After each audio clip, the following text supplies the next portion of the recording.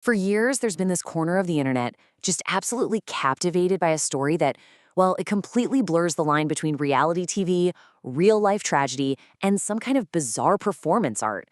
We're talking about the saga of Shanny and Rev, and let me tell you, it is one of the most raw and complicated rabbit holes you can find online. So what is it really? And what on earth keeps thousands of people watching? Let's unpack the lore. This single quote, this one contradictory, whiplash-inducing statement from Rev, one of the main figures, it perfectly captures the essence of this entire story. This is a world of just raw, intense emotion, immediately followed by a complete, disorienting reversal.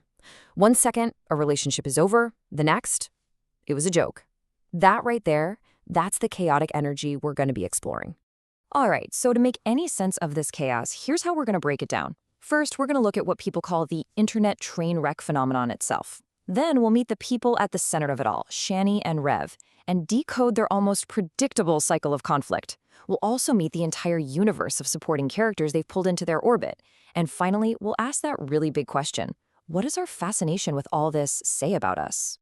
Okay, first things first, we need to understand the world this story actually lives in. Because this isn't just some personal drama playing out online, it's part of a very specific subculture built around what some people call internet train wrecks. You see this quote from a viewer, it just gets right to the heart of the appeal, doesn't it? It's not always pleasant to watch, but for so many, it's just impossible to look away.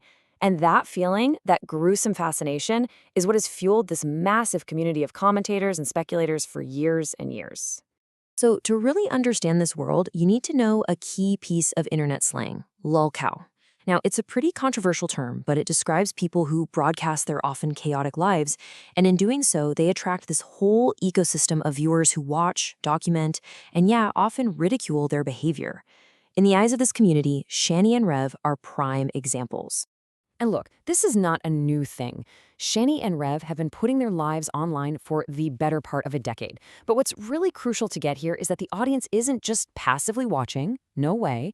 They are actively shaping the narrative through donations, through comments, and by creating their own content about the content. They literally become part of the story.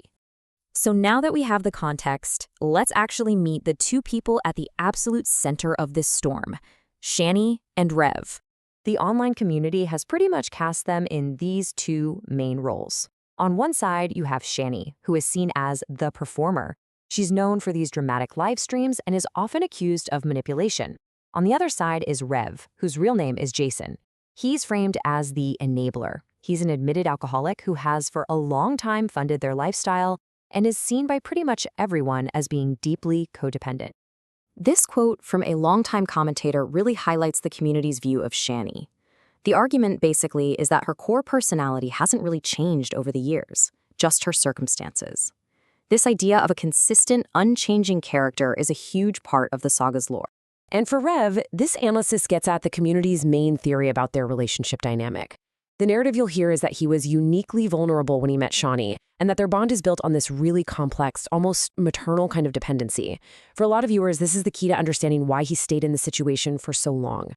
Now, this really complex dynamic, it doesn't just move in a straight line. Not at all. It's a loop. It's a predictable cycle of chaos, collapse, and reconciliation that has become their absolute signature. This timeline just gives you a sense of the sheer longevity here. I mean, this whole thing stretches from Shanny's early days in online debate circles all the way to meeting Rev around 2019, and then through multiple eras, from infamous events like the Colorado trip to periods of intense live-stream domestic fights, and more recently, their struggles with homelessness. It has been a long and incredibly public journey. And that journey, it pretty much always follows this very specific cycle. Step 1, a public live-streamed meltdown. This is usually followed by Step 2, streams where they ask for money. Then comes Step 3, a brief, tearful reconciliation. After that, Step 4, they unite to blame the online community, the trolls, for all their problems. And then, you guessed it, Step 5, the cycle repeats. But here's the thing. This cycle of chaos doesn't just happen in a vacuum. To really, truly grasp the saga, you have to understand that it is so much bigger than just two people. It is an entire universe of characters. What is so important to understand is that the lore isn't just created by Shanny and Rev. It's actually co-created by this huge cast of supporting characters who just kind of drift in and out of their lives.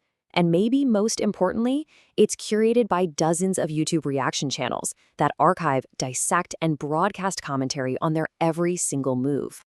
And I mean, look at this list. This is just a tiny sample of how deep the roster goes. You've got former friends who become enemies. You've got larger YouTubers who bring in whole new audiences, dedicated lore keepers who track the history, and even family members who get pulled right into the drama. Every single person adds a new layer, complicating the narrative and just totally blurring the lines of who's a performer and who's an observer. So what does this all mean? In this final section, we're going to turn the lens around. Beyond all the drama and the characters, what does this whole saga reflect about the internet and maybe about ourselves? To understand the audience's deep, deep investment, we need this term, parasocial relationship. It basically describes that one-sided bond where viewers start to feel like they truly know Shanny and Rev on a personal level. And that feeling explains the intense reactions, the sympathy, the anger, and even that desire to step in and intervene in their lives. This quote right here, it captures a central tension. Do Shanny and Rev even understand the nature of their own celebrity? The argument from a lot of observers is a hard no, that they confuse being infamous with being famous, and they don't realize that so much of the attention they get is ridicule, not adoration. And all of this leads to the one fundamental question that the community has been debating for years. Is this all just an act? Are Shanny and Rev calculated performers who knowingly manipulate an audience for money? Or are they genuine victims of addiction, mental illness, and an internet culture that rewards and exploits public meltdowns? The truth is, you can argue it both ways, and people do, passionately. The case for them being performers, it's strong. They directly monetize all this chaos, and their whole cycle seems perfectly designed to get donations. But the case for them being victims is just as compelling. Their struggles with addiction and poverty are undeniably real, and they exist in an online ecosystem that actively rewards this exact kind of public spectacle. And so we end by turning that looking glass around. The saga of Shanny and Rev is this vortex of mental health, poverty, addiction, and the really thorny ethics of online entertainment. But maybe, just maybe, the most uncomfortable question it raises isn't about them at all. It's about the audience. What does our own gruesome fascination with a never-ending train wreck really say about us?